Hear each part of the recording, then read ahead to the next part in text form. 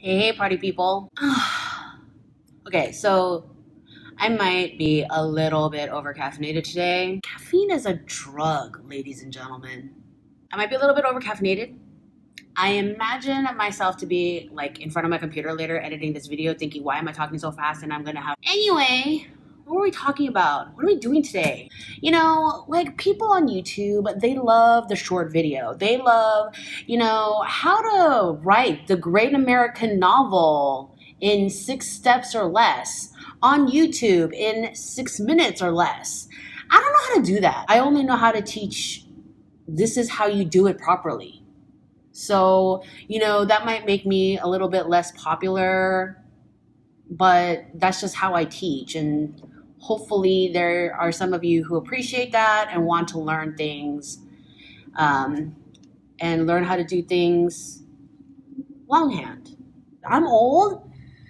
I'm old school and I'm old. I'm so old. You guys have no idea how old I am. I'm Asian. I'm going to look like this till I'm 65, and that could be tomorrow or 40 years from now. You have no idea, but I'm old, okay? I've been working in the industry for a while. I'm old. I like doing things the right way. I'm not really into fast fashion. I'm not really into, let's do it the fastest, easiest way possible. I'm like, there is a way to do things. I'm gonna show you. And I'm so caffeinated right now. Oh my God. I'm gonna stop talking. I'm gonna start drawing.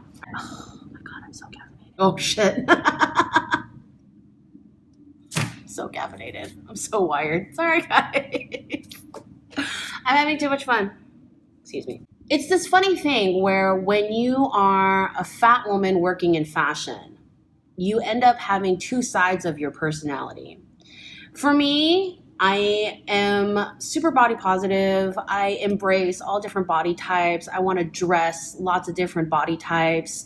And, when I hear people body shaming, it really sets me to grinding my teeth. I hate people who look down on fat people and they hide behind this guise that, oh, it's because they're not healthy. I'm worried about their health. You don't give a shit about people's health. You just don't want to look at fat people, all right? And then I also really hate it when especially larger women say things like real women have curves. Nah, man, you don't get to decide who real women are. You don't get to say someone is not real just because of her BMI, her bra cup, whether she wears a size 2 or a size 22, you don't get to decide that is what makes a real woman. So I love different bodies and I want to make cute clothes for every body. The other side of me, I've been working in fashion for a really long time. I've been drawing and designing for a long time, and I have a really sharp eye as to what looks good. And I'm really demanding with my students. Because here's the thing, it's like when we're doing fashion illustration, there's the difference between realistic, veristic drawings and illustrations, and then there's fashion. The realm of fashion is about idealism.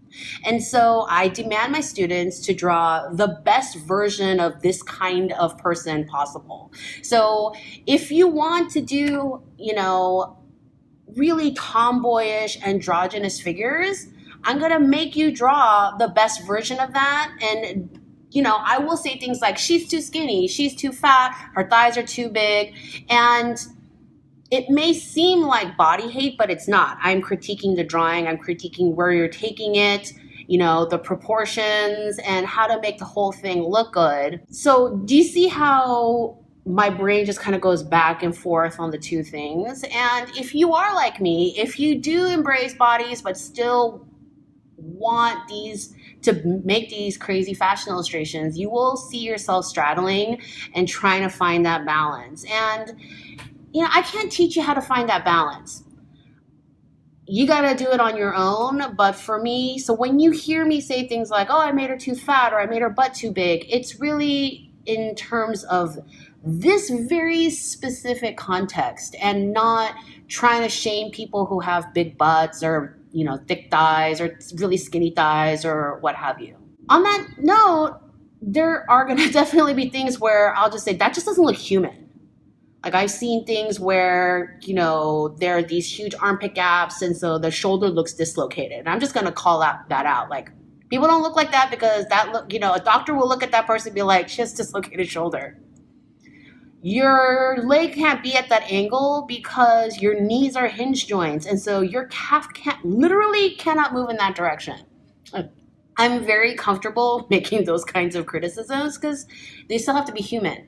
And there are, later on when you get more advanced, you can explore realms of stylized illustration. Like I had a student who did these really great zombies and they were double jointed, and that's great, but that's the context.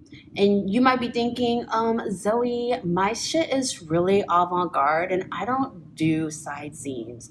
Side seams are so pedestrian. Shut up.